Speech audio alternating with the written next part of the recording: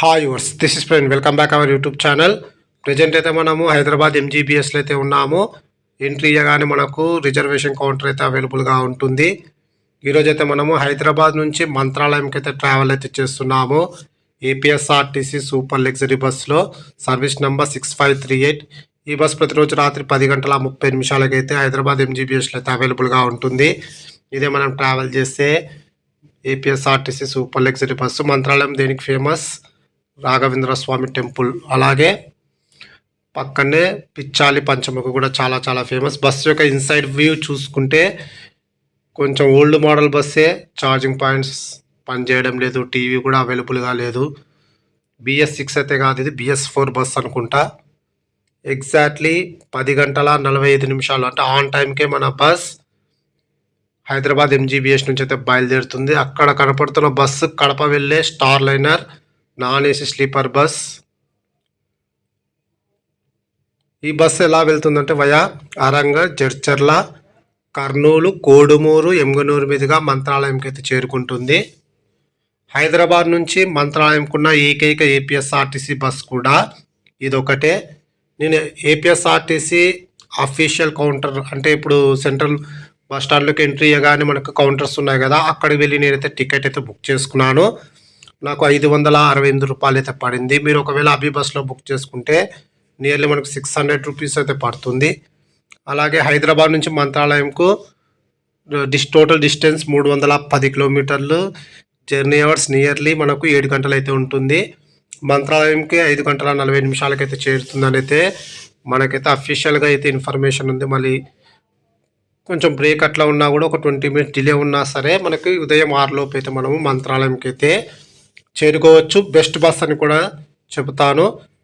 ఈ ఏపీఎస్ఆర్టీసీ బస్సే కాకుండా టీఎస్ఆర్టీసీ వాళ్ళ బస్సెస్ ఏమైనా అవైలబుల్గా ఉన్నాయా అంటే నైట్ టైం ఎస్, ప్రతిరోజు రాత్రి టీఎస్ఆర్టీసీ డీలక్స్ బస్ అయితే అవైలబుల్గా ఉంటుంది. రాత్రి 10 గంటలకైతే అవైలబుల్గా ఉంటుంది.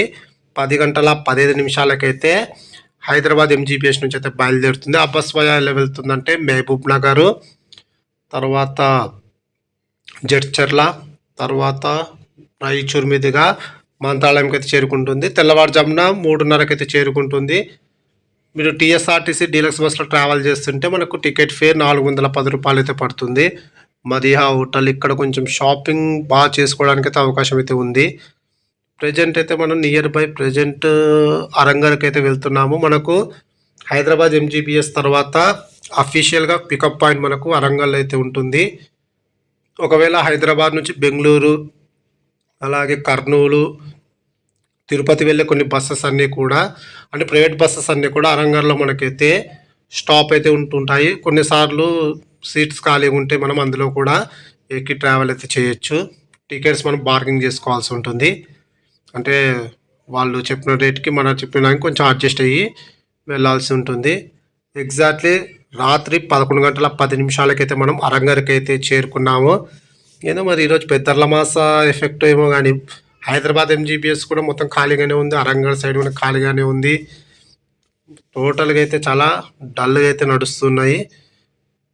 ఎందుకో మళ్ళీ అన్ని బస్సెస్ అంతే. ఇంతకుముందు మీరు స్టార్ లైనర్ బస్సెస్ కానీ, తర్వాత అఫీషియల్గా ఉన్న Vennela buses, long distance buses, Visakha వెళ్ళే బస్సెస్ అన్నీ కూడా ఖాళీ సీట్లతోనే వెళ్ళడం అయితే గమనిస్తున్నాను. ఈరోజు October 2 కాబట్టి పెద్దగా రష్ అయితే లేదు. దసరా హాలిడే స్టార్ట్ అయితే హెవీ క్రౌడ్ అయితే ఉంటుంది. బస్సెస్ అన్నీ కూడా ఫిలప్ అయ్యే అవకాశాలు అయితే ఉంటాయి. ఒకవేళ మీరు మంత్రాలయం రావాలనుకుంటే ఈ బస్సులో మాత్రమే ట్రావెల్ చేయడానికి అయితే ట్రై అయితే చేయండి, ఎందుకంటే డైరెక్ట్గా అయితే వెళ్ళొచ్చు. ఒకవేళ ఇంకొక వేరే చెప్పాలనుకుంటే మనకు ప్రతిరోజు రాత్రి 9 గంటలకైతే ఏపీఎస్ఆర్టీసీ ఎక్స్ప్రెస్ బస్ అయితే ఉంటుంది ఎమ్గనూరుకు. ఎర్లీ మార్నింగ్ 3:30 or 4 కల్లా అయితే ఎమ్గనూరుకి అయితే చేరుకుంటుంది. మళ్ళీ ఎమ్గనూరు నుంచి మీరు ఇంకో బస్ క్యాచ్ చేసి మంత్రాలయంకి అయితే చేరుకోవాలి. మన బస్ అయితే చేంజింగ్ అయితే స్టార్ట్ అయింది. బాగానే నడుపుతున్నాడు. మరి 60 మీద ఏం కాదు, 70-75 మీద అయితే వెళ్తుంది బస్ అయితే. Plus start our journey. Video నచ్చితే ఖచ్చితంగా లైక్ చేయడం మాత్రం మర్చిపోకండి.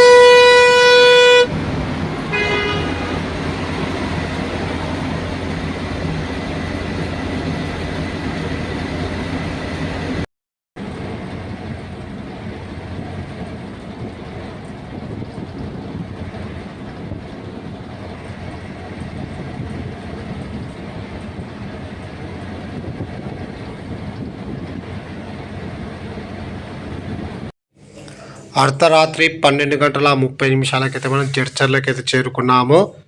ఇక్కడ ప్యాసింజర్స్ దిగే వాళ్ళు ఉన్నారు కాబట్టి తప్పదు మరి ఇంకా బస్ స్టాండ్ ఖచ్చితంగా చేరుకోవాలి.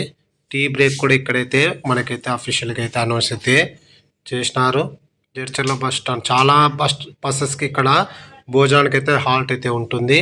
మన బస్ అదే ఎగ్జాక్ట్లీ 5 నిమిషాల బ్రేక్ తర్వాత మన బస్ జడ్చర్ల నుంచి కూడా బయలుదేరుతుంది.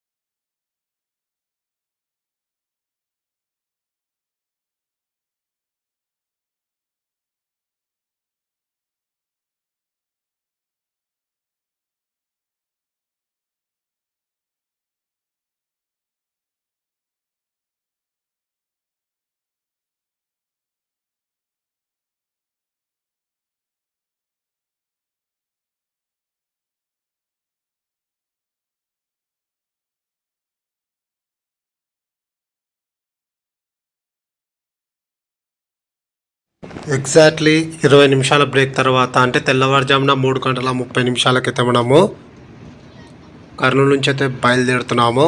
Next stop Kodumuru. కోడుమూరులో కూడా 2-3 ప్యాసింజర్లు అయితే దిగే వాళ్ళు అయితే ఉన్నారు. ఒకవేళ కర్నూలు నుంచి కోడుమూరుకి బస్సులో ట్రావెల్ చేస్తే 70 రూపాయలు అయితే పడుతుంది. ఎమ్గనూరుకి అయితే 140 రూపీస్ అయితే పడుతుంది. ఇది వనపర్తి బస్ డీలక్స్ బస్సెస్ కూడా కొత్త బస్సెస్కి టీఎస్ఆర్టీసీ వారు అయితే చాలా బాగున్నాయి. ప్రజెంట్ అయితే మనము బళ్ళారి చౌరస్తా సైడ్ అయితే వెళ్తున్నాము.